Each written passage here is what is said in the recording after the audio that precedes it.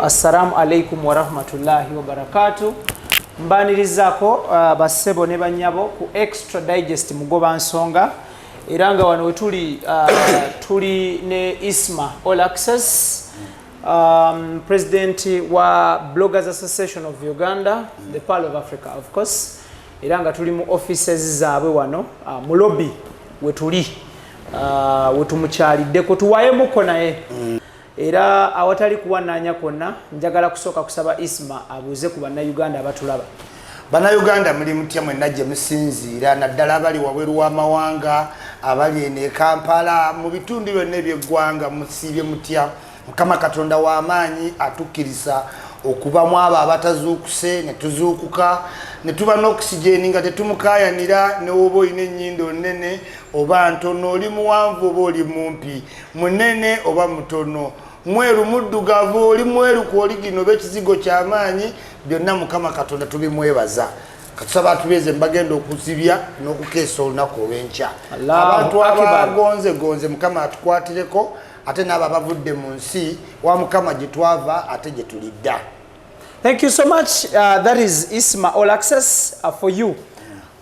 Program eno etebwamu ssente aba Sun Cargo Shipping Company.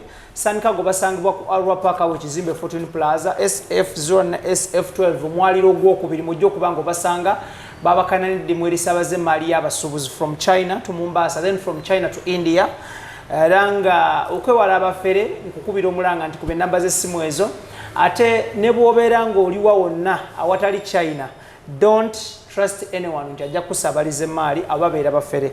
Sun Cargo ekola between Uganda and China or China and India. Atengera Tiger munywanyi wange ono wa Roast Coffee Academy naye yasayininga naffe some good years okubanga tuteekamu ssente. Tiger tukwagala nnyo. Roast Coffee Academy egamba nti ejja kutendeka obeere barista atuukanye n'omutindo gw'ensi yonna okole mu restaurant oba hotel ey'akabi. Batunda coffee machines, bakola service ya coffee machines ate nga balina ne za hire. Basangibwa awo najja Nankumbi ku Stera wakati wa Nyondo Club ne church y'aba Advent. Mutuweereza messages nga mutugamba you want to hear from Isma. Era ne tumuleeta. Njagala kubeebaza abagoberera waka waffe n'abagoberera waka wa Isma. Thank you so much. Then njagala kubaza ne ba bloggers emitala wa mayanja.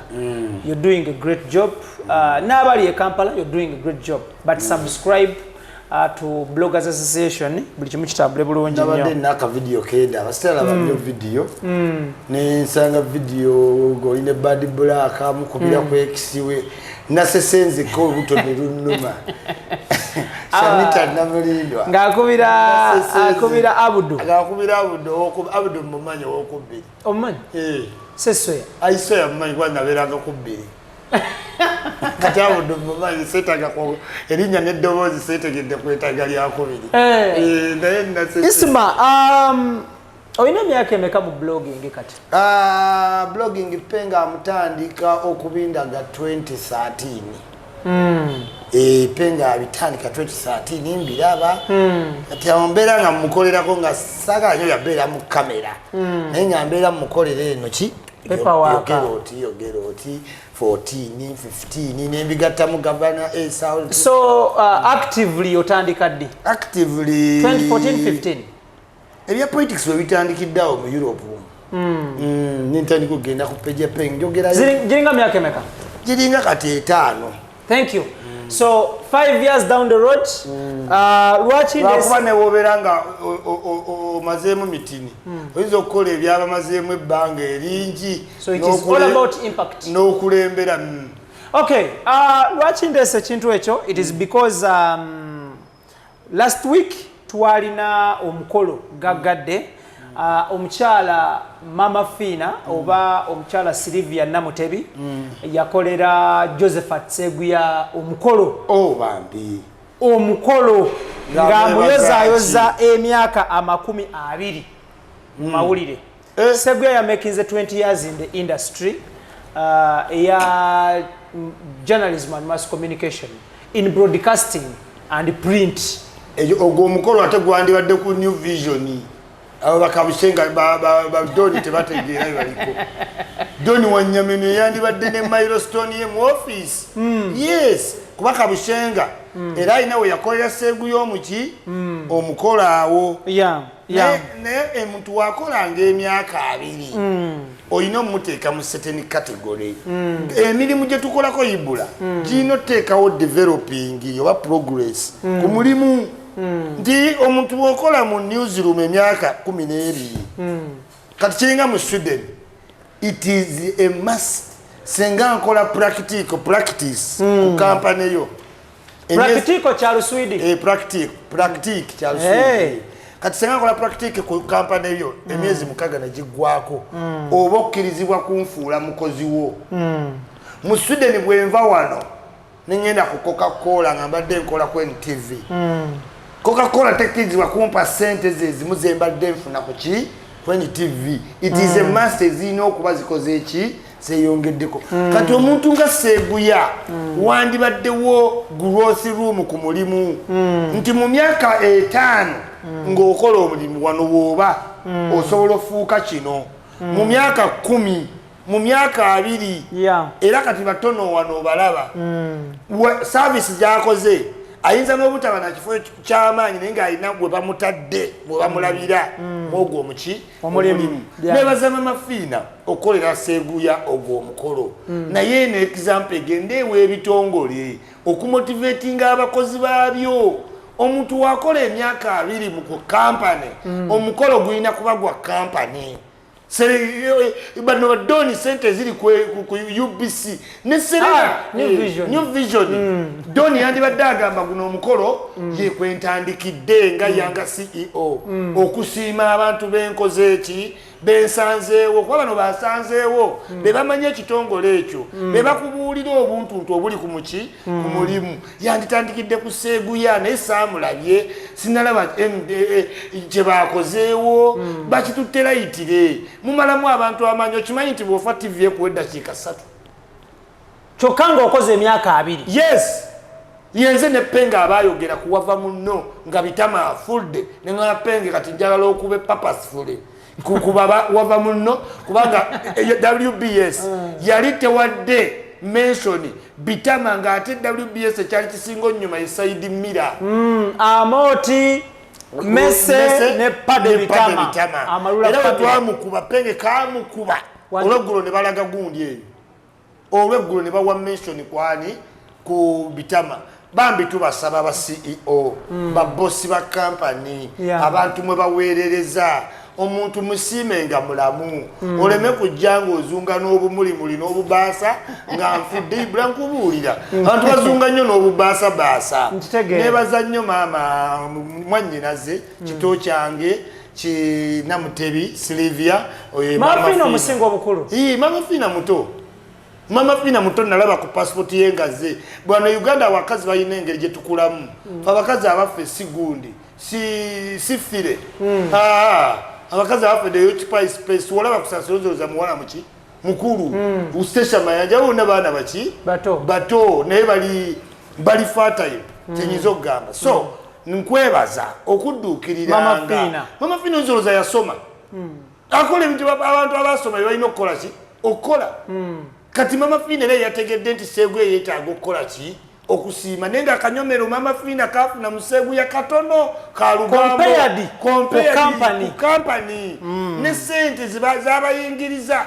mpitirivu kuba na Uganda tebakimanyi nti nno Seguya ku TV akolera bwerere Seguya sente bamusasula za lupapula but he has improved olupapula to TV Seguya wa lupapula wadde si kyekyo njimanyi yes columnist kati naye ffe bannayuganda tumanye bya column tubimanyi Seguya tumumanyidde ku lugambo olutuwoomera olutuufu alukolera mu suuti siruno abavubuka abaddugala bajja n'obuzindaalo Seguya wa misuuti fe abantu abakulu waliwo ovuka etaagala ajja atuuyanye yenna adduka n'akazindaalo simanyi Seguya ajjanga ddala pulezidenti wa lugambo oba Mama Fiina ya preemptinze Vision Group ng'eyina ekinene yali ekiko nga lwe yakikola ddi nga lwe yakikolera ani gw'omanyi preempting ng'ekintu wakikolako yakikolera ani nze n'omukolo gwa Kabushenga saagulaba guliwa farewell yali opozera yali eyo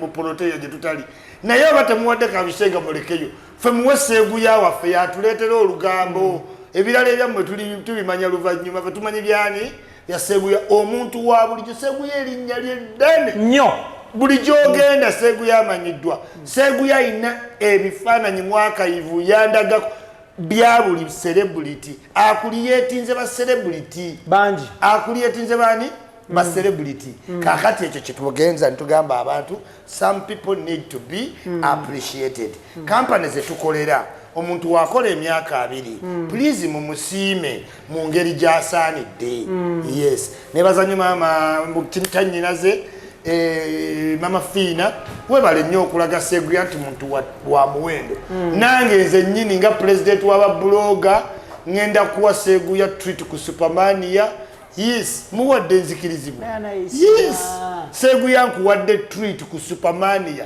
n'omwagalwawo mugendeyo byonna how long because nayo ku Supermania bampita lunaku lwonna alye anywe bamunyige massage n'omwagalwawe as president with the powers vested in me.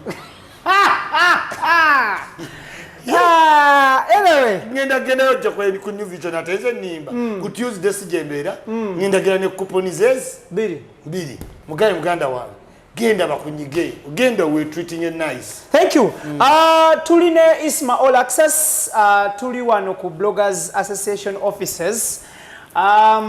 Isma tetusobola kuva wano tetusobola of course kweyongerayo nga tetwogedde ku nkyukakyuka ezakoleddwa IGP w'eggwanga Uganda. First and foremost wabaddewo ekibozibozi nga kyogera ebitakwatagana kwa IGP mulwadde yabula atalabika what is going on nebigwa mukowe eryo but navaayo ne babirefutinga police ne birefutinga afande nanga ate after okurefuting ebibadde byogerwa ate nakola enkyukakyuka ezimu mu nkyukakyuka ezakoleddwa of course esinza okukola amawulire n'okutambula mu Bannayuganda yeya munywanyi waffe omwagalo w'abangi Norman Musinga abadde atwala traffic mu Kampala Metropolitan ne bamufuula RPC n'atwalibwa Kisoro region abadde agaggawadde oyo ekifo ekyo kimanyi kiriko ne obukambwe tobumanyi gwe trafiki ne woba toli mubbi wanguzi abakibbiramu bw'otakkaanya nabo bakikugjamu okitegedde nti kati ogw'omulimu senga ne woba toli mubbi n'ogaana okusaidinga n'ababbi bakuyeekera n'oguvaamu kuba gutomanyiwa trafiki akulira trafiki akera bugazi nagaa mundeetere namba plate 15 ne bazeta mundeetere abatalina bode zitalina element 2 mugendo okitegedde kyegamba kati wojjanga oli muntu w'abantu ng'oyo Norman Musinga abadde muntu w'abantu nnyo ojja kufuna ekizibu mwogere akwata essimu amanye ebya WhatsApp oyo tebayinza muleka wagenda ekisolo akwatireeyo abadde alemeseza ababbi ba traffic sente ng'oddaawo tinaabuuza ba naye bwetudda in terms of hierarchy yalinnye ku ddaala yafuuse RPC RPC w'e Kalamojja omwana ali ku station we Kampala akusinga waliyo kye Kalamojja owaayi kale genda obeera RPC weeyo Kampala ye economic body yeno country Kampala can start from Uganda Uganda can't start from Kampala kati bw'oganda ate bakukuziza bakutadde ekisolo kale wanaavudde ogambye ekimugjewo obutakolagana nababbi butatesa oyinza butakolagana nabo naye gwe kkiriza gwe n'oba oli mu Kristo gwe tunula eno bo babbe naye kasita otunulayo n'amaaso abiri ojja kivaamu abadde alina kivaamu abadde alina kivaamu kino kiteekawa abamu bali mu kiasosietinga ku byatuuka ku afande Norman ebya divorce ne mukyala we anti bakukuba tolaba aji ono Kigongo yakulira obululu bwa Museveni buli we bubeerawo bamukubisa Farida relationship baba ne baga president via protocol kijalabika bubi omuntu ali mu mawulire ku byokkaayana w'ebiti okukulembera akalulu kati bamukubye tekinikale kasabategeera ne gunoolanye bakimukubamu omuntu weri anominatinga Nsereko luli kali akalulu gwe bayita panado yayinsinuwetinga nti olanya talina abaana balina sibabe mu parliament namugamba waakyo kubanga muku nominatinga Nsereko yagambanga nti onale bayina abaana ayina omukyala bwe tumanyi waali ng'olanya ayina ebizibu by'omukazi so kati ne baano tebakukuba kujja era we bakukubiranga mu bintu bya divorce tegeera bakukubye takitikale kuba bakukubanga Museveni tayinza kukuwolereza kubanga weekiri kugwawo olwana n'omukazi gwakwasa ebya trafiki omulamba imeji ejja tudentinga ba kutaka genda ogira obeera ekisolo omulemu ewali emigga obuntu bukaaba ekiro Extra Digest mugoba nsonga tukola ne Dynafarm batekamu ssente ba Dynafarm bano basangibwa Kolora batunda food supplements naye nga omugabe tumwagaliza emirembe lwakuba tetumanyi ddirwe tunamulaba tulina omugaba Seefujjani Farewell Seefujjani muntu agenda ewala tosobola gaba muntu ava Bukoto genda ndi Seefujjani we see you we will meet naye omuntu agenda ekisolo olina omugaba Seefujjani take care agenda wala mu wiiki ogenda ekisolo emirundi emeka kati obadde omulaalu wayita ibulake gyebala okyamukubira naye nga ye muntu mulungi ne distance communication omu namala emyezi ene nga temwogera ng'omanyira ababbi abazeewo nga mudde mukolagana kyobula gaye mugambe Seefujjani tukola ne Dynafarm batunda food supplements batunda fertilizers batunda ebizigo by'abaami n'abakyala plus boosters ezakabi bekwate buli kimu kitambule bulungi ate nga yo Almeridian Ventures Limited boss wange tumusime Steven CEO nkutumidde nnyo awo akyakolera ddala omulimu gw'okutwala abantu ekkata jjukira World Cup ya mwaka gujja kata yali akalulu so bannayuganda genda ekkata okuba ekyeyo olabe ne kuba Cristiano newe kinakulema nekubya ku selfie be selfie n'abasajja abo okitegeera so Ismail nga tuvuddeyo still about last week era twagala kubayozayoza nga Bloggers Association olwa ebintu bye mwagwamu ne mufuna skala mwafuna bursaries oba scholarships enjawulo eriwa scholarships bursaries kwe kubanga oli munaku essomero ne lisalawo ikuyambe osome ye basare basare bagamba bazigaba mu masomero naddala abana b'abanaku nfunzi mama yafa kojja yandekawo so scholarship kyeki scholarship bajiwa omuntu ayagala okweyongerayo kukola ki okusoma necessarily oyinza oba toli nfunzi so mwafunye eki wafunye scholarship era nga wozi awarded tuziteddewo ziri 10 tugenda kuzaayo abantu osoma mu mitendera kyemmanyi kuliko eza masters nga 2 masters zirimeka 2 then kusinzeeko degrees then kujiliko ne diplomas kubanga twaketalinze tulina bamirundi junior netwagala twongere ku masters netubeera ne betwagala bagere ku degree ate netuba ne bannaffe abali mu 6 betwagala bagende ku diploma. Okay, tutunulire partnership yammwe ne Victoria University yieldinze positively but mwafunye masters 2 but tutunulira association yammwe do you have people who are fit or qualified to go for masters? Yes, nze mbadde simanyi nina abantu abasome nnyo nina abaana ku Twitter nina ba Secretary General Mwesigwa kugambe tamale mirundi junior psychologist twagala mwongerayo ku masters naye abeerewo ng'akimanyi titwamuteekako eki etafaali ne Secretary General abantu twabajja mu bintu bino ibula nze neewaako ng'example n'akafiiwa obulango obu akalango kemulabamu wa Ikibenda aka Sentinel bampita naye nga video zange ze nakolanga ezo ne bapenge tezinganya kukolera corporate company nga zigiteeka mu kutya nti leero oli muntu mulala n'enkyato oli muki flip flop eyo kati ne mu bukulembeze buno njagala mbenze example junior aleme kukola kintu kyekimu atwale obulango Mwesigwa tuyina okitegeera nu abavudde mu East abana we bali nnyo tuyina abali ku YouTube tuyina abana ba Twitter. Okay, tutunulire mitendera ki ekigenda okuyitibwamu okugaba scholarships zino. Emitendera egisokera ddala owandiikira. Actually before that oyina ba bloggers bameka aba subscribing kati abali legit. Roughly. Nina ba blogger abali registered 120.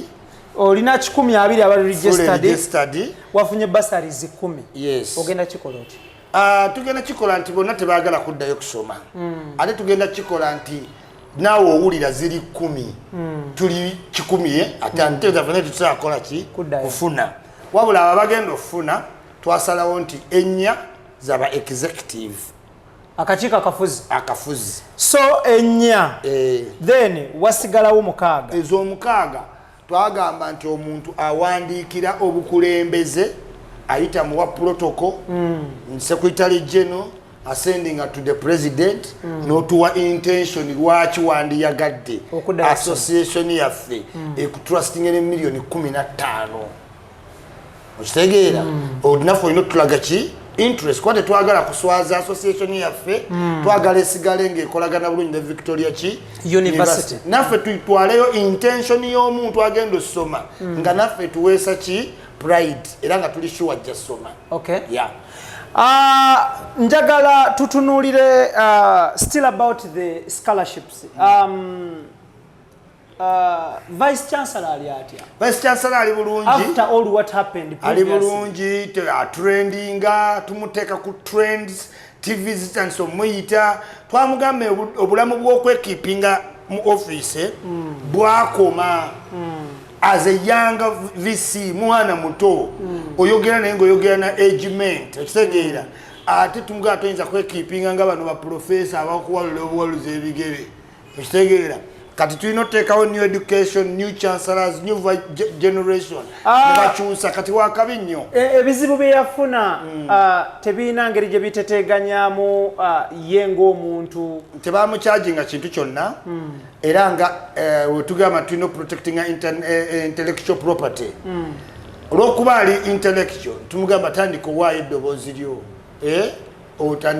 abantu bawulire sayidi ebintu byayogera wagamba nti omuntu si feeriya olw'okuba wasoma nga waliwo ebikutawanya ekamaama mulwadde senga ozuukuka leeti kimamazzi n'ofuna principe emu bo bakugamba nti oba tewaggwa naye ate system ya Uganda ekulaga nti wa eferiya oba tewafuna principle meka principal pass 2 kati yakugamba jangu nakyo tukisalidde amagezi alina online education system ya kabi era ne bo Victoria University badde basoma outside quarantine wona badde bakola ki basoma tulina okukkiriza education evolves kati waliwo modern education toyinza kugamba muntu nti afulume nga asomye emyaka 5 ate atuuke ebweru anoonye experience ya myaka emeka kati Victoria University egamba isimo oyagala ki tinjagala bwa Kampala Central 2026 ndi interested in political science well naku 2 zimale ku university ti naku 2 naku 3 zimale ku parliament wennyini woyagala okola ki ogenda which is hands on wotunulyamu best parliamentarian one of the best Semujunganda yakavalinganga ki parliament ekyo kyamuwa time to case study okutegeera era wolaba nti today is among the what the best so yakkiriza Victoria University nti woba olina n'omulimu akuweereza abakozi ne bakola for free emyaka egi 3 yamanya nti bw'onootuuka ate okwagala abakolawo nga bano be yakuwa emyaka 3 for free bagenda era bano ab'emyaka 3 bojjo sayininga extra digest mugoba nsonga tulina Isma All Access tukola ne Sun Cargo Shipping Company ku Arua Park ekizimbe Fortune Plaza SF zone SF12 omuwaliro gw'okubiri nga basabaze mali from China to Mombasa okwewala abafere nkugamba it is only between Uganda and China or China to India so nkukubira omulanga ne nkugamba nti tosinzira Bahrain oba Qatar oba Yugoslavia n'ogamba nti oweereza ekitereke kijja Uganda nayo kiwadde ba Sun Cargo. Sun Cargo teyina tabi Yugoslavia teyina tabi Ethiopia teyina tabi Vietnam oba Singapore oba Bolivia so bekwata bukimu kya bulungi ate nga yo Roast Coffee Academy bano batendeka ba baristas abakabi basangibwa na jana nkumbi yao tenga bali ne Abu Dhabi UAE ku Alwada Mola Airport Road bajja kutendeka obere wakabi nyo Isma njagala tutunulire still tetusobola kubuusa maaso okujjukira Bendikito Kiwanuka oba Ben Kiwanuka omu kubalina akatabo oba abalina Mastercard oba abalina olufungu oba ekisumuluzo ky'ekibiina kya Democratic Party DP ekimu ku bibiina ekisinga amaanyi mu Uganda wadde ng'embeera egezezaako okukigoyagoya naye nga kikyali ku mulamwa ekibiina era kisinga kyasigala ku bintu bya Bendikito Kiwanuka bye yagobereranga kyandibadde kyamaanyi naye kyajjamu Namba Lujega Bendikito Kiwanuka yali wa principal Bendikito Kiwanuka yali waki principal yagendako n'okukebera mu ngundi ya Kabaka ndigaba gambe Kabaka sente za mayiro n'agenda abalirire Kabaka we yatuuke wa Emmengo abambo wa Kabaka ne bafuluma Kabaka bali owe Beni akutte balabye Kabaka bajja Beni emisinde waggulwa tali jidda yali asazeewo n'okugenda okubalirira Kabaka yali ayimirira ku principal yali ayagala nnyo rule of law DP yandibadde eriwala emisingi gye yagitegamu era gye gigirimu naye olwa politics agenza akyuka nga tulaba nti ajjudde sente ekisobodde okuyuuga nti kyajjamu abantu nga balina selfish interest had DP members remained to the principles of Bendikito Kiwanuka singa nenale mutagisobolanga senga bafuga dda naye kasita bajjamu muntu ono ne bakulembeza obwalo yatogimanyi DP togimanyi njikunnyonnyole kyeyakola Mbabazi okimanya abo abaana bajja basoma baba balooya bawandiika ebbaluwa ne bagikuwa bati naye kokkiriza okukolagana ne MOU y'abaana ba DP ng'owedde still era omugenzi Bendikito Kiwanuka yaliko Ssaabalamuzi w'eggwanga Uganda njagala otuwe comparison between the current judicial oba judiciary ya Uganda n'ebiseera by'ababbe nga wegambye nti Ben Kiwanuka yali wa principal sigo jokkera ogambe nti omusango guli guti atunule n'asale ki omuntu agambye nti omuntu yanziba akalulu tie tunoonyeza ani yabba akalulu kwani ataakola ki ate n'ogamba nti omusango ngugobye nti tewamusaavinga tewamulaba balamuzi betulina Bendikito Kiwanuka will not do that maybe bayinza okwekwasa circumstance nti population yali ntono misango gyali giddizibwa mitono naye backlog teyali amaanyi nga kati tewali backlog nga yakati ate ne weba yaliwo teyabeeranga olwakige intentionally eno backlog eri okakasa yes ne bakamula abantu nasigaza nga net ne bamga poloti wasigazayo mmekaluli tinna poloti bbiri ezisigadde ne bamuleka nga talina kantu konna kati wali backlog yajjanga nti judiciary yawummudde backlog yajjanga tabasajja bali mu liseeso oba emisango ddala tuwaddewo n'ekiguddewo naye abaakaakati waliwo tomanyi ti waliwo jaji Manerenda muwulira yani oyo ne bakwatira ekisolo akukomyawo e Kampala abakubira wali kati how can a judge be Manerenda ganogamba nti backlog eriggwawo bw'olopa gw'abanja amusiba njagalira still otukubire mu torch yaliko prime minister wa Uganda Bendikito Kiwanuka njagala tukubiremu ko torch between ebiseera bye nga Ssaaba Minisita ne basaba minisita betuze tufuna Bendikito Kiwanuka baali bafunye power nga ali buli kitongole kyetongodde nga we basalawo nti prime minister agambye prime minister abakoze eki agambye si prime minister agamba ate ne bamugamba nti omuntu gwe wakubidde yabadde kazini wa minister gundi okitegeera si prime minister gwe balonda leero enkya nadduka wa president bantiisatiisa so maybe factors are into population naye bwali bwegabidde power waddala okitegeera ate nga basomye ebintu ebyo nga bali proud Ugandans to perform their duties with due diligence. Bano ajja mu ngeri amera nga katiko.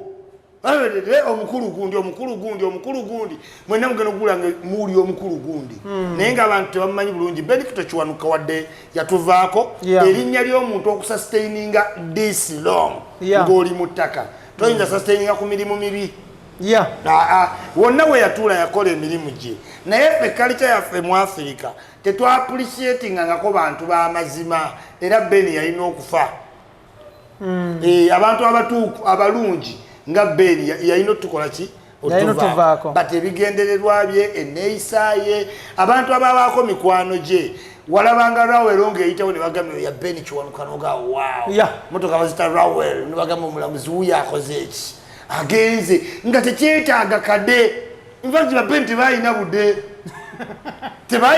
tewaliwo kadenge zigulako naye nga waliwo engeri gye twafinga ne batugamba ati emmotoka z'omulamuzi zijja nga ziringana mu kubayita eno munene mutandika okukola ki okwesega tewaliwo bintu bino betulaba leero nti omuntu abeekakako bwekasi n'aleeta abamukuuma abakuumira ki Beni balina ekitiibwa ng'agenda osaba wale na mirembe ng'owulirawo nti ye Katikkiro agenda kusaba n'empewo wawuliranga yanjawulo nga tomusuubiramu kwogera kintu kitajja nti okitegeera nti edda tetwaweebuulanga bakulu bigambo bye boogedde naye kati owa social media aba yakogatuga alaji nga tumutuuma eryo erinnya okitegeera edda nga tebiriyo. So thank you.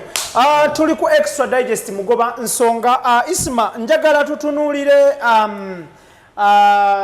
last week Honorable Muhammad Segirinya Wakawempe ne Honorable Alan Sewanyana ow'Emakindye bateebwa naye nga tebannaweza wadde meters 10 okuva ku komera emmotoka ey'ekika kya drone ng'erimu abaana bavumisiza emmotoka yange bagiwadde erinnya nange wempakinga nga abantu badduka okakasa. Yes, nagenda juzi nga n'ennyumba gye tutunda tugituuza MPOM ne parkingawo drone yange abantu ne badduka.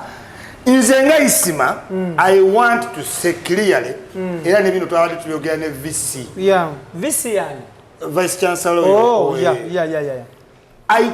bagamba condemn siri mu buwagizi nkivumirira security system yaffe n'apparatus we can do better. Etteeka gye riri mu parliament eriweebwa mandate Minister of Internal Affairs ne Foreign Affairs even the president wadde nga twesiba ku kya 48 hours waliyo etteeka eddala mwe bayinza okukwatira ibula nga totuuse mu kooti okugeza senga obeera threat for national security bakukwata ne mu America security service bwesingako bweti abalala tebajja eyo secret service nkugambe bayinza okukwata omusango FBI nga yekutte ogenda tuya ku station Marshal n'akukima Marshal abakufulumya state gundi nekola ki nemusalako emikono okuwanyisa emiki DEA yekutte omuntu ogenda olanga FBI emukimye ogenda okulanga Marshal amukimye secret service ng'emukimye because emitendera ja security gyaki gyenjawulo naye ate abantu aba security bakyasinga okujja with calmness mu nsi endala take a copy my friend Abeka andiho munamu abakola mu bitongole afande eddamulira take a copy abo abasajja ba security service ate nga bakukimye be basinga n'okukukima mu ngeri ekyasinga obukkakkamu ate nga gye bakutwala banyala bakutwala Guantanamo Bay. So I condemn saagala muntu gwe bawadde bail ate ne bamuabducting tetuyinza kudda mu bintu bya black mamba tuba tubulabisa black mailing institutions zaffe bapoliisi bangi ba security agency nyingi nga bakola emirimu bulungi ng'obatuukako ne bagamba Isima oba baani abakola ebintu bino naye olw'okuba tulina agencies ki nyingi Museveni ze yakuliyetinga zikola idinga zezavirako n'abantu okufa juzi mu riot okitegeera November miscommunication. I was talking to Lokech Lokech yali ampise emirundi ebiri nga ngamba miscommunication nti Lokech alagira n'abasiemwayi balagira ise eragira jati eragira standard counterterrorism eragira okitegedde collusion neeretera abantu bannayuganda nga kinano okukola ki okufa so nze I condemn naye nga mbagamba ekyokubakwata nga bakabata etteeka weeriri eriwa government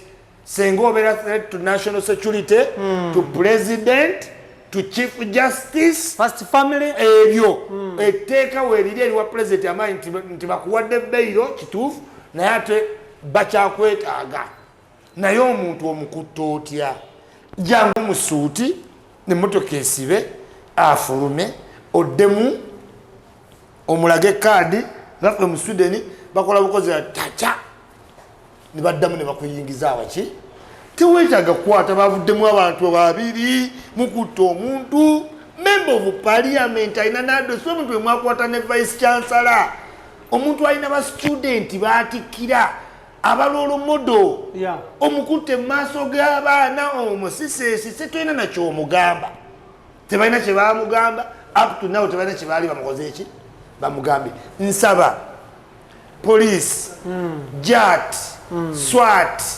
DPCs DSOs mwenna counterterrorism bosses CMI mukulu Abeka ndiho there is a better way police ebitongole ebya security gye biyinza okukwatamu omuntu not to intimidate the public nemuteekawo image embi abantu ne balowooza wetuwe tweyisa si wetuwe tulina okweyisa omuntu olina standard perimeters mwoyinza omukwata kati sitewanya nalina maanyi ki agenda bakuba alina maanyi ki anti kyega talina maanyi simunafuya mweyo kategori nenga yali tagenda balwanyisa you are 10 yes newaba ali violent you are 10 mwali musobola n'omuyimirira obuyimirize mugamba today no decide nino omunye munkwata ne mujja n'agakookolo ne mweri ebyo byonna lwaki tembikola kuba ebijambiye Masaka lwaki mwana tuyiwa abasajja bwe batyo mu Masaka batambula ensi yonna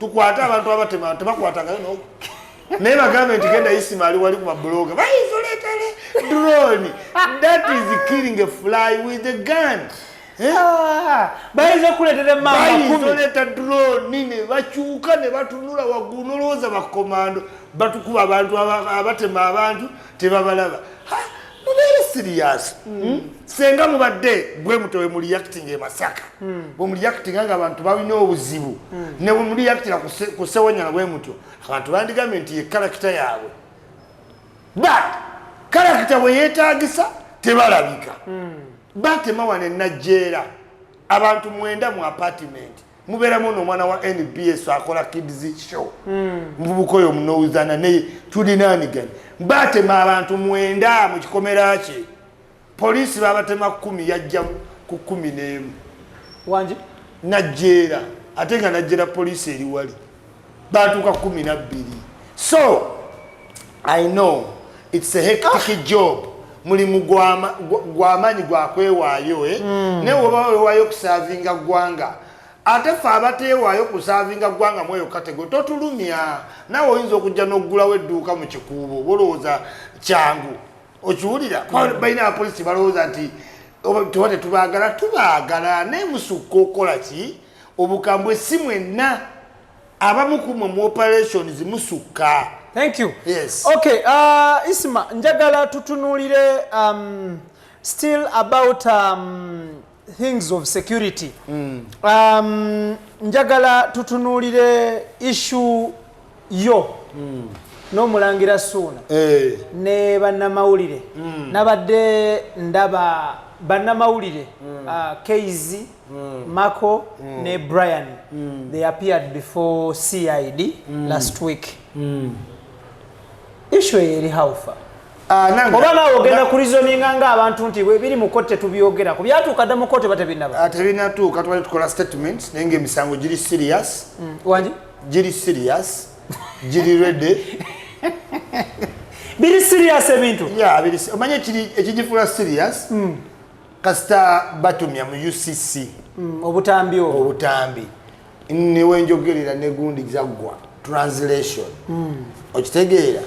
So bye bino bituli mu kubiriza abantu naffe ffennyini nti whereas tukola ebintu topics ku bantu tubeere cautious sometimes oyinza olaba nga omuntu talumiddwa n'ate olina weesangayo tetukula kyekimu era polisi kyebadde tugamba ne tugiga polisi bino bya bulijjo tubikola bulijjo tukyabikola ne leero tuva bikola twabagambye ffe tuliwo kwongeramu kamulali mu bbwa naye nga isima akyo kyenyini ekigenda okutwaza mu kooti naye alayira ate nga ne leero mbayiwa kamulali mu bbwa naye mbaga nze balesiba nti omuntu ayinza oloopeyo ndaba polisi muli bize ne banga tuli bize naye ate omuntu aba alese omusango tukole ki polisi gyeri bize ayi nabaga ndowooza muli bize gewasi temumupitanga ku Juliana ku Kamiliyoni gamba yiridde kamulali abaana abo ne bangamba isima waba Kenzo tasobola kukuleeta waliwo asobola okuleeta kale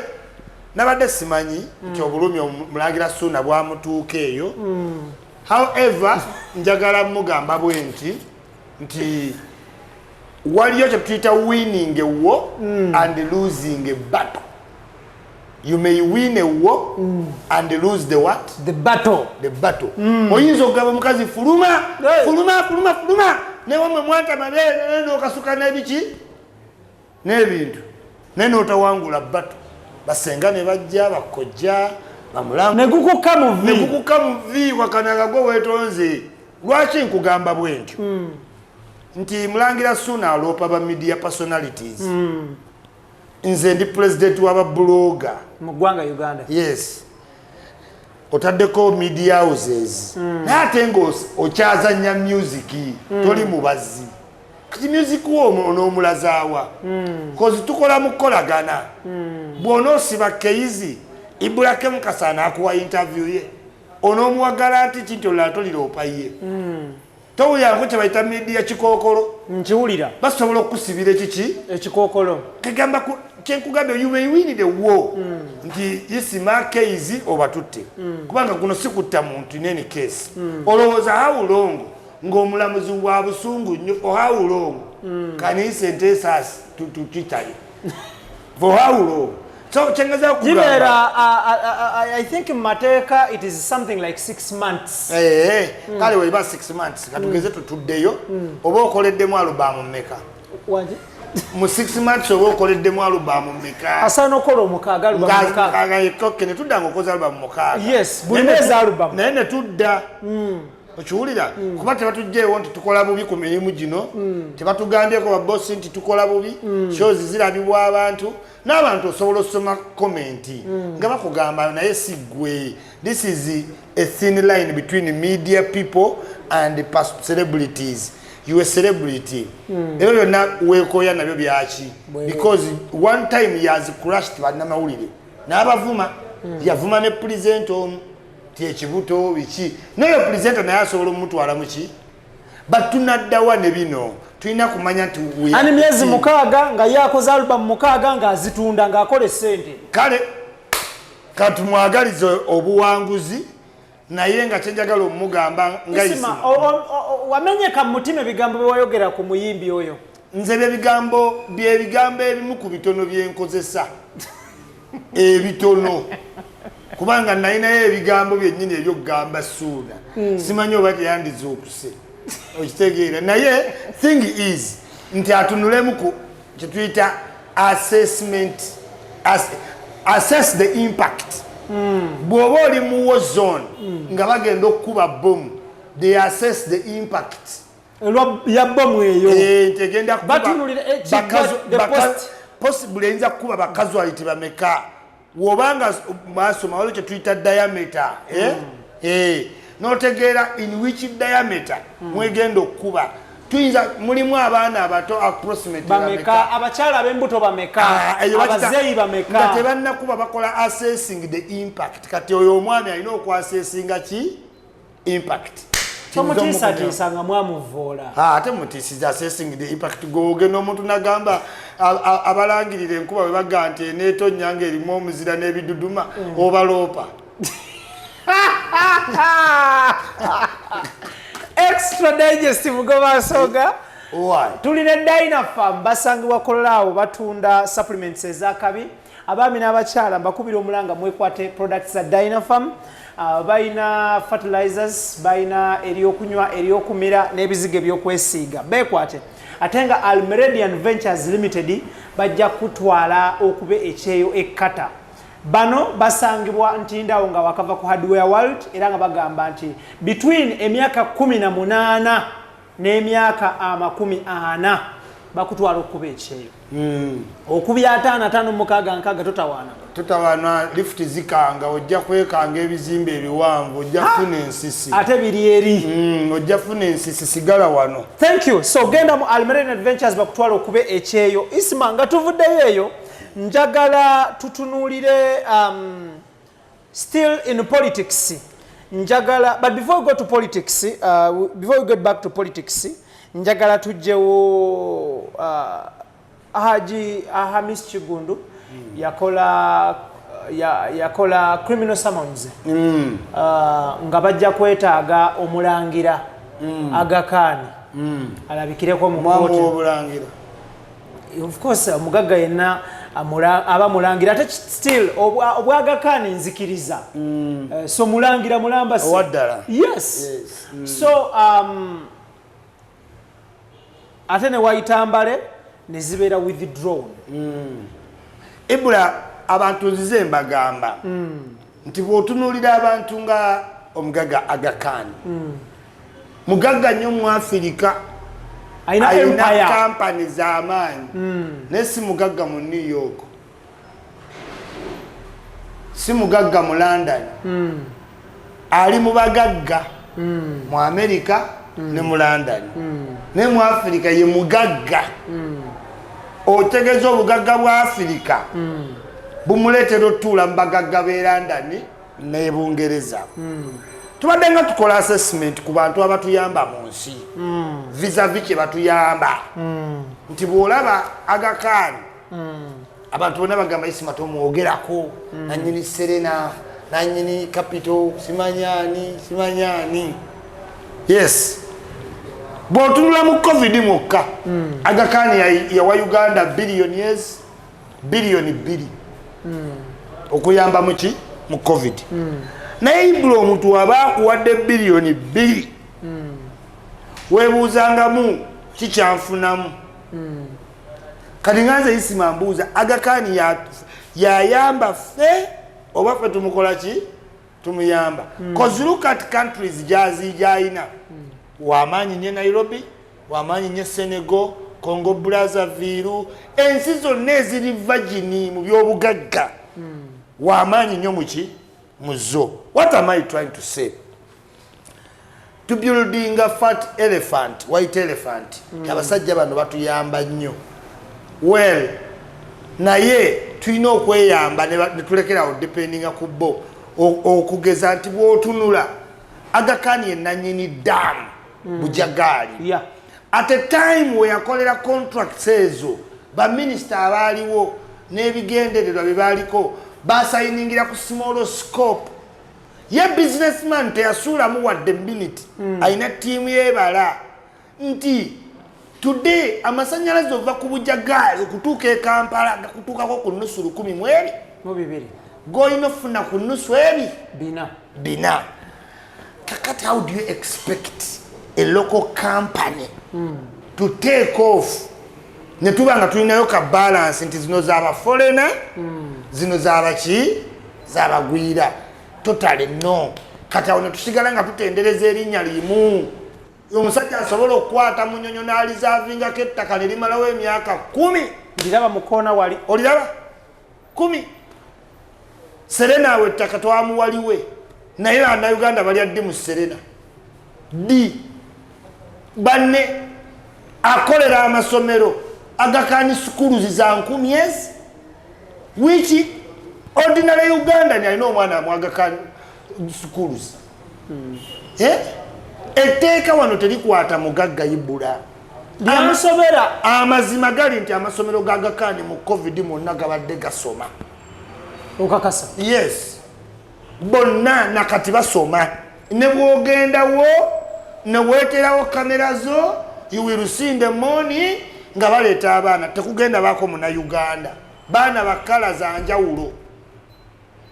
Etteeka liringa kobo webu ya nabubi akwata buke biyenje biyitamu tino simanyi omuweereza ku limino samani zigwe ngani oyo bagenda mugoba mu kifo ekyo oyo jjaji tagenda lwo mu kifo ekyo kyenagambye kwoli owa trafiki kati wazzeeyo jjaji ayagala okuba ku principle ng'ez'ababbeeri nti no one is above the law bangaye wano era kugambye lwe naziraba nagamba tufunye kagezi omulala oyo akyawonye n'ademanyi bagenda mu bbanga kagezi wano mu Uganda once you decide to be good or let me tell you when you go to an abnormal place and you act normal you a misfit omusajja yagamba nti yatambula ne munne eyasooka abantu bano yasooka n'afuuka empisi n'owokubiri n'afuuka ki empisi n'owokusatu n'afuuka ki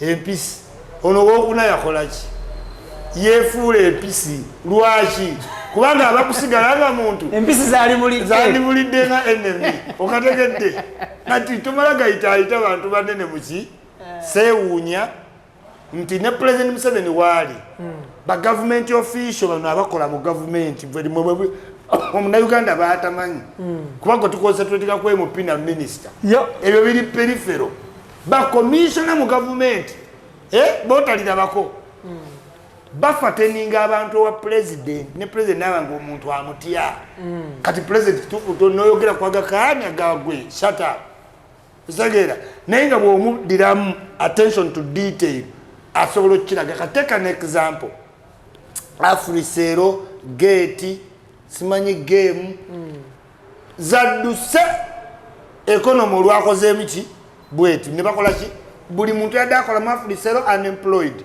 mu game unemployed yabadde company kyobe endala awo okitegera Afrisero game Shoprite buli ababadde bakola bali ki unemployed okitegeera naye wekituuka ku local entrepreneur ba commissioner tebamugezza kubanga tebagenda mubba ssente nga ze babbe kwa ba Afrisero kakati atawo balwanyisa muki mulwanyise naye nga nkuga nti amisi ne bwali ggwamu nakivuba emitayimbwa tegigenda genda nti up to today Sembule yagwa naye ebiyumba bya Sembule bikola ki bwebiri tufateninga nnyo ba foreigners ng'ate oluusi bajja abayaayo nonodamuddamu okulaba ng'atunda perfume ku kkubo nti investor twagalawo middle ground okitegeera batunda perfume ezimala ennaku 7 mu lugoye nga naye azitundira ku kkubo n'ogaba investor kyono tuyige okwempawalingamu ku loko ki entrepreneur ono tumukwateko build Uganda love ki love Uganda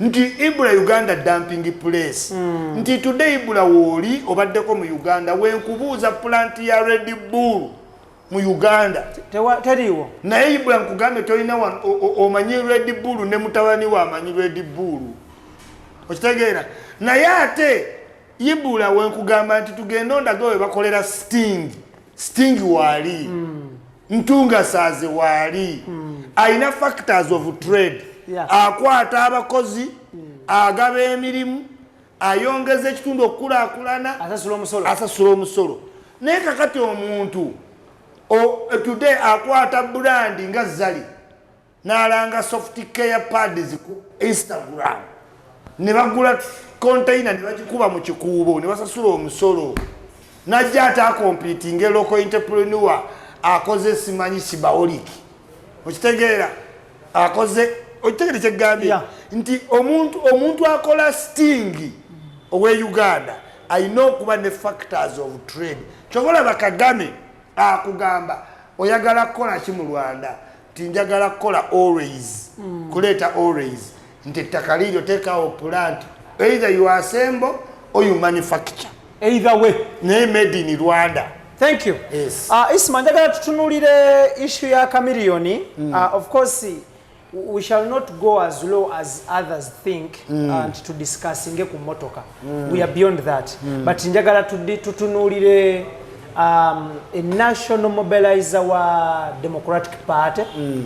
A former contender ku kifo ky'obwa Lord Mayor nga ali ku tiketi ya DP. Nakola U-turn nava n'alekawo ekyobwa Ssaabakunzi n'addayo mu NRM. Munuupu tomubazeeyo. Ne Munuupu yaliyo. Naye Munuupu tebamuwa kaadi. Anti kati mu politics you can choose two things. Waliyo abakola politics as a political career. Agoba ki? Career. Lukwago, Mpuuga, Sereko, Semuju. Ate ne tubayo ne political tools. Tools. I'm a political tool. I can be used in a certain position, on a certain mission. Okitegeera kati Chameleon awo yabulira teyategeeranga political career na political tools. Kati yamaliriza is a political tool. Okay. Yes, because alirayinga kuki popularity tayagala emuveeko. Kati bamufudde political ki tool. Webakusanga webakutuma. Kyekiki nagambye assess the impact. Kigenda kundeetera kiwo in what distance. Yeah. Kati Chameleon tamanyi ku assessinga. Why would you let people use you to cripple your career, your music career as well as yourself? Yes. Kati ebintu Chameleon byakoze senga tubadde mu mbeera bulijjo twandi muyise diikuula. Clown. Wefudde ki? Clown. Ate ngo wandibadde weesobola okwewa obuki obudde. Ekizibu kya Chameleon kugendera ku kiguddewo. Chameleon oyinza omusanga we n'omujja ku kyagenderako n'adda ku kirala. Nti yes. Chameleon gendayo omugambe. Chameleon. Palaso nga akweteeka nnyo ekifuba mu maaso nga mutambula wamu. Kuno sikuzaalawa. Enchata tajja kukubira Palaso. Ali emotional munda ba celebrity bati bali abantu abewunya lwaki yafukamidde oba lwaki bintu bibito byewunya ku celebrity. Crying and ebyo kufukamira.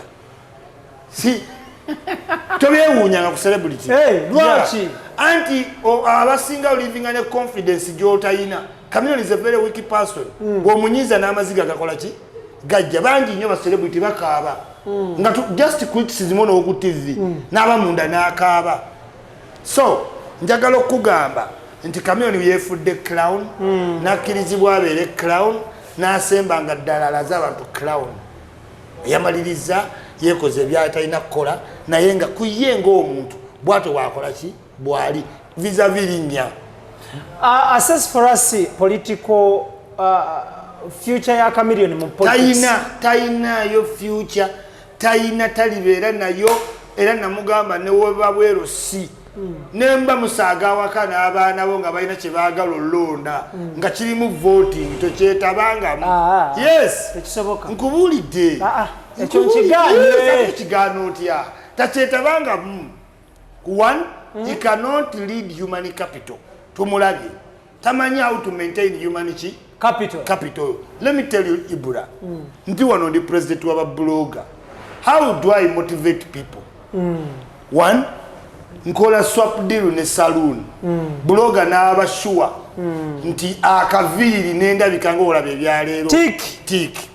Nenkola swap ne relaxation center. Supermania.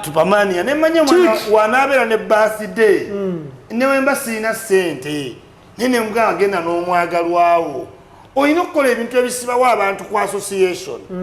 Ne tufuna scholarships. Tugenda Jinja. Tugenda tuwalinga National Gundi Parks. What is motivating people to be at Chameleon is Leon Island? What? What your studio? Recording studio? Ewa. Alikodingira wabbawa. Era musaba Chameleon kola band. Gule ebyuma. Likulutinga abaana. Babonte kirabe mwewanyisa. Bakulietinga zino empire chovola tebagwa. Buli mwaka owulira alliance, Gaza, popcorn kubanga you cannot be only you.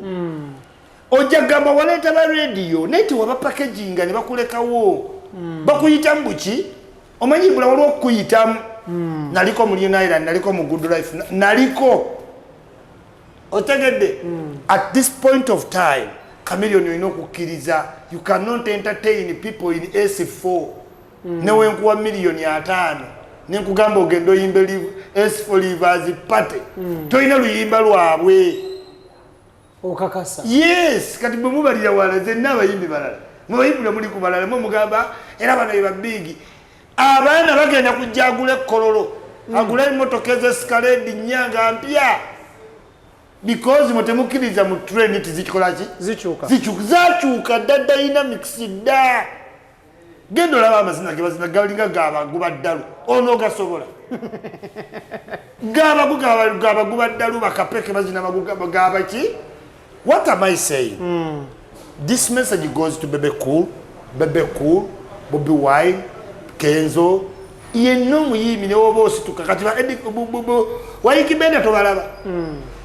Tebali ku music neba organizing the music mpaka records einawo muyimbi wayo Drekali obulango bukola ki bujja ne muntu ki muri Island go bayizo wakalango ku Sentinel wanje mule muyimbi ki muri Island go bayizo okuwakalango ka bank Chameleon himself teziri wo banka weziri ntezimulaba akugambya nti tojja kuwakalango nga kalikoti juzi wagamba ku mukolo gakubugumi nze nakola akatambi shoot them bampise mu Sentinel boardroom ne bangamba Isma you deserve okuwa kalango cafe. However no video ne bajinterako nempulira bubi nga ndaba video enswaza nga ndaba video enzivoola ng'empebudde ng'abantu abatudde mu boardroom bonna nga buli omu ngamba Isma you are fan nenga I cannot do with the corporate company. Okitegedde kyekyo ekimuliko. Okay. Eyo nga tuvuddeyo njagala tutunuulire munywanyi waffe Jamie Culture last week bannange Ibula nawulidde oluyimba lwa Jamie Culture. Oyo ayimba ng'ennyonza. Tewali bantu bayimba. Ayimba ng'ennyonza. Oyo taliko debate. Naye oluyimba kiŋŋaali oba Smile. Oluyimba lwe nawulidde nga luli mu kafomu ya reggae naye nga n'okutegeera nti Jamie Culture naluddewo. Smile oleka owulire ka Smile ako omwana ayimba. Naye okuyimba tekitegeeza nti ogenda kufuuka wakabi. Nze n'abayimba bange bampeereza ennyimba za Museveni. Bali eyo bayimba angale amatwala abaswiza ayimba okuyimba nkojja yimba. But you have to rebrand as an artist. Yeah. Nasanze Johnny Black. Johnny Black muwagira nnyo mwogerako nnyo simulaba nko physically. Nalabye Johnny Black ayina mboba COVID nga ndaba mutini nnyo muto nnyo oba yantidde nga talina self esteem ya muyimbi kusinzira ku nnyimba zenkola ki zempulira zakuba kati waliwo ekizibu wano e Uganda obutalabika kyokola ekintu ekyo kituluma nnyo kimazeewo nnyo bannayuganda. Waliwo kategole y'abayimbi gambe oyinza oyita ku Papa Siddi emirundi 10 ng'atudde mu nsonda waati mugambye emirundi mingi Papa Siddi situla self esteem kati ne Jamie Culture simulalu tannagwa ku ddalu sure simulalu naye yeetaaga ku upliftinga self ki obuzibu buliwa bwavu ate omala omwaka nga tosasudde Land Road kikyolina okugamba ne wembanze ne Jamie saati nempita amanya aganafaanagana Land Road anveeko gw'omanyi oyisaamu ennaku 4 mu nnyumba mwe tubeera lwakuba za digital fed zirina abamanaginga ne apartments kati singa Jamie Culture abeera mu nnyumba ezirina management structure nga ne Land Road tomumanyi ayinza okwekasuka ku balukoni n'agwa. Twebaza nnyo oyo omukazi okuba omuwuliriza. Mukazi Land Road gw'osula mu nnyumba y'omuntu omwaka pulasi nga tomuwa ssente omanyi nti oba waguma omutima kati olina kwesuula. Kati lwaki ate bano bamuddusizza mu rehab? Baliwa awo omuntu abaddukidde awo wonna babadde ku PR naddala ab'ekikampani ekimu kirudde nga kiri mu contestation wakati w'okubba abayimbi tubabba kati era bw'oba owulira vidiyo eyo Jamaica alina wagambira stealing my music ne bayingira emmotoka bambi olw'okuba babasanga mu state okiyise kikampani kampani ate babagiyita black market nze black market wayiro kumba mmanyi ngula ekintu black market kitegeeza okugula ekintu ky'omanyi nti nakyo kibbe era bagamba yibula ennyumba yagigula ku black market otegeera ki Escalade mu America nagiguze ku black market tegeeza nagiguze mu Mexico nga yakagisaza border London abaana bazireetanga tewagira bakeya sengo ne batugaa nti na kamera eraba agiteeka ku Wilson awo olimu ne zeetooloola ayo ne zisipininga gwe nituwunga nga yagigula ku black market. So Jamaica beba abayimbi abagenda oba frustrated mu generation wonoolaba ba new artist ate Jamaica kyangu ogweddalu kuba ku nnyimba ya Jamaica abayimbi 80% abayimbi e Uganda Jamaica alaba nga tebera kye bakola naye nga bebalina amanya kati ekyo kigenda mwongera ogweddalu.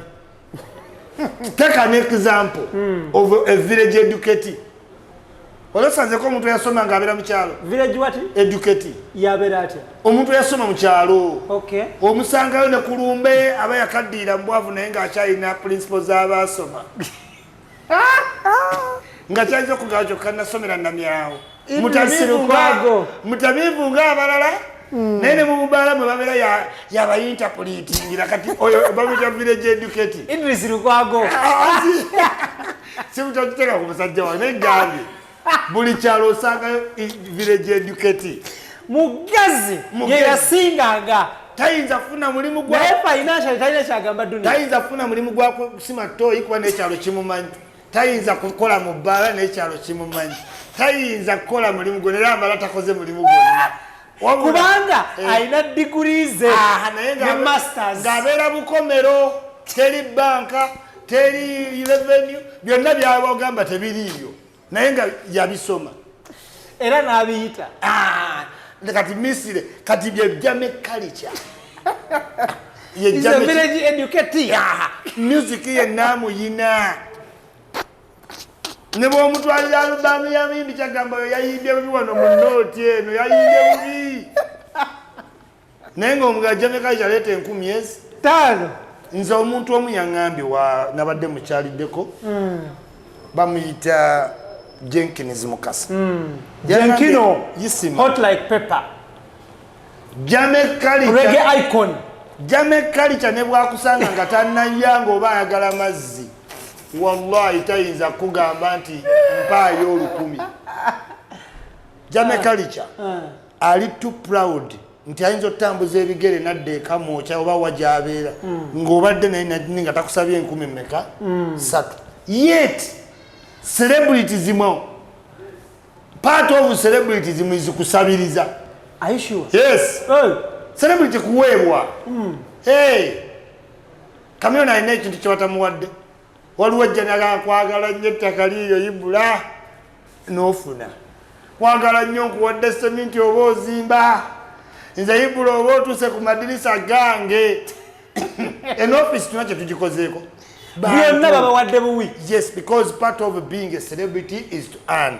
Kati Jamaica kyo takiyina ate ku celebrity n'ateekako pride tosobola. Yali ku mukolo gwa Honorable Nsereko ng'agamba bangoba mu nnyumba munyambe teri yayanukula anti batyawo zooti oze kumbaga abantu bali mu ssanyu ate otaddemu ebirala ebisonga awo tugiyita bisongasonga tolina kugenda ku mbaga okimanyi waliwo omusajja gwe batta lwakujja nga abantu bazina n'agamba abagole emmotoka ebatomedde baamukuba ne bamutta naye nga kituufu abagole bagudde ku ki ku accident naye emboozi we yagireetera bagenda otuuka okumala amazina ng'abagole village educatee village educatee buli muntu abalina. Lastly njagala tunzike n'ensonga ya gundi mwana mulenzi Kiria Vampos bamukutte ate nga bamukutte nga talina bintu bituufu mpapula ntuufu Jamaica talina bituufu Uganda mwejjeemu ebintu naye awo wenyine tulina okwebalizaawo Honorable Robert Kyagulanyi Ssentamu yakiyingiddemu omusajja ne bamuta nange ntera endwala neebaze Bobi Wine omanyi ku intaneti kuno kasita weebaza Bobi Wine n'oba owadde wasirika ozuukuka Vampos adde yasirika abakwebaza Lagadi olowooza yandisituse oba ka miliyoni but Vampos ayagala ku enhancing his career ekintu Vampos kyakuba ekya music dancehall kisibuka Jamaica so yabadde mutuufu okurosinga agendeyo Vampos kirungi agende Jamaica era nze manyi ali mu Sweden family ye ngimanyi but musically tuli mu global world teweetaaga kutambula kugenda Jamaica okuba music mu Jamaica epasa akola collabo ne ba Conscience tagendayo muntu ono Kya Vampos wano taliiwo anti simanyi yagenze kweli ku katigotu kanti yagenze kwena singa kaliya mu music sikitegeera kuba gambye epas alina oluyimba ne Conscience tagendanga akoze ne ba directors be Jamaica nga Damian Gale akolera ku muntu ono nebintu bya email mpeereza tukuweereza mastering tuddize ta naye bwongamba nti agenzeyo for pleasure ng'ensi ye nga weyeeyita dancehall king kiba kirungi naye gendayo ng'olina ebintu kubanga kyangu nnyo okubayo ne tutamanya wangi kyangu nnyo okubaayo ne tutamanya nga butwadde tutategedde omanye eyo Portimo gye bamukwatidde abajamaika bamanyi gwe mu mpisa embi nze embeera mu bajamaika nze pena natukabogawo Jamaica neewunya nze embeera n'abajamaika si bantu bangu nno musajja wattu bye yanyonyodde byonna kamusabire busabizi abenga mulamu Honorable Kyagulanyi yakiyingiddemu jjukira ayina connections e Jamaica akwatagana n'abantu ba top stars be Jamaica bonna wangi bakwata wano Segiri wano watalina connection Segiri nye bamuta ne bamuzaayo nga byoganda tamujjangayo ate simanyi alina connection e Jamaica connection z'okuyimba zezimu neza security zezimu ibula nawe okimanyi bulungi bantu bangi abalina connection wa naye bakwate omukubire ajjaga akanzire mu nkube so nze njagala gamba sikimanyiiko ekyo nakijja ku bigambo bya Vampos bye yawandiise naye nga wenkugambye kituufu ye yamugjeeyo mukomera okay bwaba Bobi Wine yamugjeeyo contact nange nkimanyi azikola ki azina well and good twetaaga abantu abalina omutima gutya bwe gutyo era Vampos oba avuddeyo ddayo e Sweden music asigadde mukolere ku email toyina kyokima Jamaica tiwali mukolere ku email naye ebyokwerimba nti ate simanyi ngenda laba gulu toyina abo abaana bajamaika tugenda balaba basente n'okulaba bo babbeeyi ate baagala sente bali aloganti oba oyagala otegere nti bali aloganti bakyaze omu Jamaica omuyimbi otegeere batubakyazanga kateeroko n'atuka ku airport n'agamba no kinkira no coat teba temulese kinkira tagenda kwambala coat no Hennessy no drink oba temulese Hennessy tagenda kunywa so tumusabire muganda waffe Vampos yebale kuvaayo kankwagaliza otuuke bulungi ewaka kubanga Sweden okuvaavawo nga bakusibasiba ng'olina abaana muganda wange kazibu abaana nga bakuzeemu nga ba Vampos ng'ate ogenze nga Vampos tonnayiga bya Luswidi ate opaalira ku bya Jamaica beera mu Sweden yennyini erina abajamaika bangi nnyo totawana nagende nti onoonya beeri abajamaika what is the distance between Sweden and Jamaica nene kubanga oba olina okugenda mu America tewali direct flight olina okugendayo mu America 21 hours ate olyoka olinnyo okkirire mu Caribbean abaana batuula mu nnyonyi z'ennyonyi ezimu nsobola business class na first negolole ibula gomanyi ennyonyi bweti 21 hours 21 hours ng'ate osimbudde nno mu Europe kati gweva ku Uganda nti ovudde wano ogenda Minneapolis abo bakiko baveeko banyumirwa ennyonyi tebafaayo babatudde batya nkutidde abaana ne bwobawalula obuwaluzi kasitoba ngo batwala mu America bagendayo soza gwayo dda kati bebeekolereza abo tewakyali abapangi ne bwobawalula batuuka eyabatwala mu America bakyali naye bo bakyali bali teesi balidda. Okay, Isma, lastly katuunzike ne issue ya America. Bannayuganda abawangalira mu America wabaddeyo entujjo ez'enjawulo. Initially yali Yuna kati Yuna zasatulukuse ne wabaawo ekipya ekiyitibwa Association abakiyise Association of the Ugandan Americas.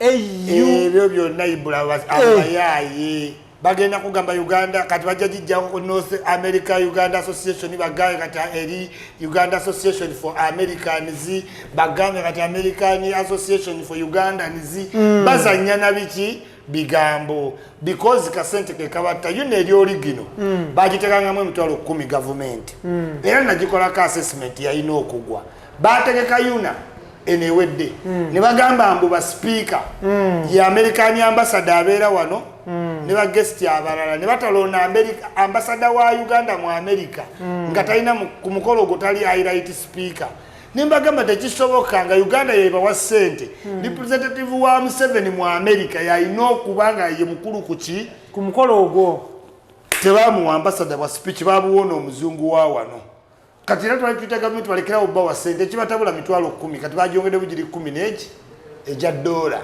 kati benza kutakyawukana ebweru association zijja kuja American Association for North Uganda American Association Uganda ni American Association for Ugandans amanya gajjo chukira lwakintu eki ate tebalina tangible waka nti oba baddiza bana Uganda nti oba tubawulirako nga bana Uganda balumwa wale ulideo statement yaba yuna ku bijambia tebalina forum nti oba mukutu gugu no balina emikutu gya mazina ne bapangisa hotel ne begadanga ne ba minister bafuna omukisa to interact in one place naye mazina yuna ino okuba ne forum ino tesa kwa agenda gwale uli kwa agenda za yuna zetesa zibayo nga mpandike they never popularize them ba popularizing abayimbi na party kicho omanyi ku yuna tomanyi yuna sizetabanga kati no zikubude zibamu bakenzo zibamu bawininwaji no yambalanga boyagala ne bazina amazina ne beyekola ebintu byonna ne babera ku boat cruise agenda baziberako mu kabodi room kati nona kule batuuka ne bemupi pate kale tetugenda kubanga tusukawo wano Isma tujja kumuddira next week inshallah njagala kwebaza Roast Coffee Academy njagala kwebaza Sun Cargo njagala kwebaza Almeridian Ventures Limited nebaze ne Dynafarm. Thank you so much. Nebaze ne Bloggers Association of Uganda of hosting so here Ibrahim Kasage Manyagange. Thank you so much Idris Daniel Keith Anthony ne Hassan Sembatia nkutumideko nnyo Hassan Sembatia ne Seka Omurihamu muri bakabinyo mubere bulungi mweraba. Assalamu alaikum wa rahmatullahi wa barakatuh.